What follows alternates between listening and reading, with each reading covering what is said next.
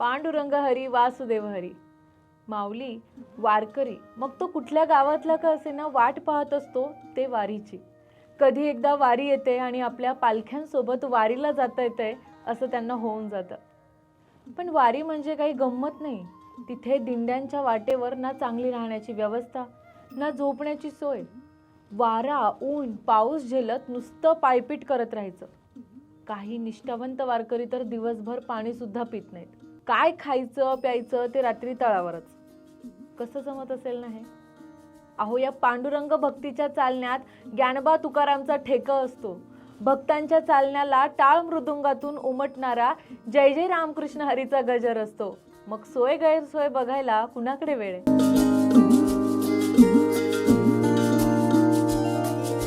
नमस्कार, मी प्रियंका. सोल स्पिरिच्युअलच्या संत मेळा या विशेष सत्रामध्ये आपल्या सगळ्यांचं मनस्वी स्वागत. ही विठ्ठल भक्तीची गंगा चंद्रभागेच्या काठी असणाऱ्या पंढरीच्या विठ्ठलाशी एकरूप होते. ती वारकरी सोहळ्याच्या रूपात. या सोहळ्यात अनेक पालख्या निघतात आणि संतांचा मेळा पंढरपूरला भरतो. त्यातली ज्येष्ठ वद्य द्वादशीला प्रस्थान करणारी विसोबा खेचर यांच्या गुरूंची पालखी म्हणजे वारकरी संप्रदायात सोपान काका म्हणून ओळखल्या गेलेल्या संत सोपानदेवांची पालखी. अखंड जप आणि हरिनाम हे सर्वोच्च आध्यात्मिक ध्येय गाठण्याचं साधन आहे, हे मानणारे संत म्हणजे आपले सोपान काका.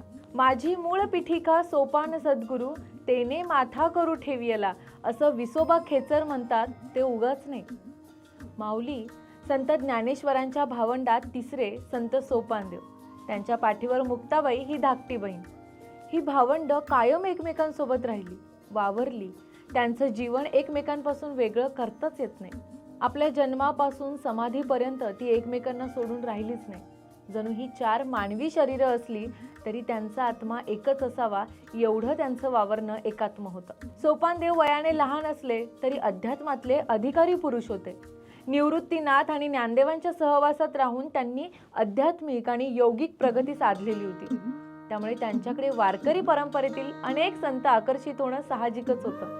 निवृत्तीनाथ आणि ज्ञानदेवांसारख्या प्रज्ञावंत भावंडांच्या सहवासात सतत राहिल्यामुळे मुळात करुणा अवतार असलेल्या सोपानदेवांना लेखनाची उर्मी असणं नैसर्गिकच होतं. नेवासा इथे ज्ञानदेवांनी ज्ञानेश्वरीचं निरूपण केलं. अमृतानुभव हा ग्रंथ लिहिला. पुढे चांगदेवांच्या पत्राच्या निमित्तानं चांगदेव 65 हा ग्रंथ सिद्ध झाला. निवृत्तीनाथ आणि मुक्ताई यांनीही अभंग रचना केल्या. यांच्या सहवासामुळे सोपानदेवांनीही लेखन केलंय.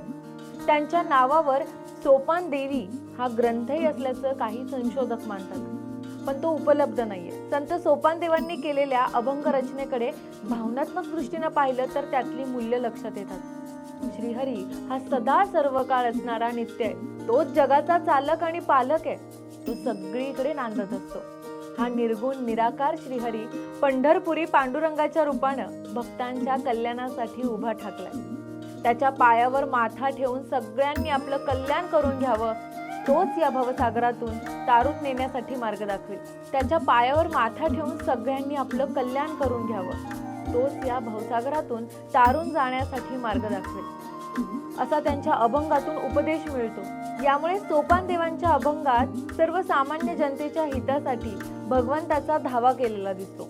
माणसाने भगवंताच्या चरणी लीन व्हावं, यातच त्याच्या जीवनाची इति कर्तव्यता आहे, असा त्यांच्या अभंगाचा अर्थ आहे. समाजाची अनेक रूपं पाहिलेल्या सोपानदेवांना हा अडाणी समाज भगवंताच्या चरणी लागावा आणि त्याचा उद्धार व्हावा, ही त्यांची भावना तयार होणं साहजिक आहे. या सगळ्याच भावंडांच्या मनात सर्वसामान्यांविषयी करुणा होती. तशीच ती सोपानदेवांजवळही होती. या भावंडातील ज्ञानदेवांनी कार्तिक वद्य 13 शके 1218 आळंदी इथे इंद्रायणीच्या तीरावर सिद्धेश्वरच्या मंदिरात समाधी घेतली. यानंतर विरक्ती अवस्था प्राप्त झालेल्या सोपानदेवांनीही केवळ एकाच महिन्यात शके 1218 मध्येच मार्गशीर्ष वद्य 13 सासवडच्या तीरावर वटेश्वराच्या रावळाजवळ समाधी घेतली आणि आपली जीवनयात्रा संपवली. असे हे थोर संत सोपानदेव, ज्यांच्या पावलांखाली भक्तीचा मार्ग फुलला आणि त्यानंतर भक्तिसागराचा झरा वाहू लागला. बोला पुंडलिक वरदा हरी विठ्ठल, श्री ज्ञानदेव तुकाराम, पंढरीनाथ महाराज की जय. आपल्या संस्कृतीबद्दल अशाच नाविन्यपूर्ण माहितीसाठी आमच्या सोल स्पिरिच्युअल यूट्यूब चॅनलला नक्की सबस्क्राईब करा.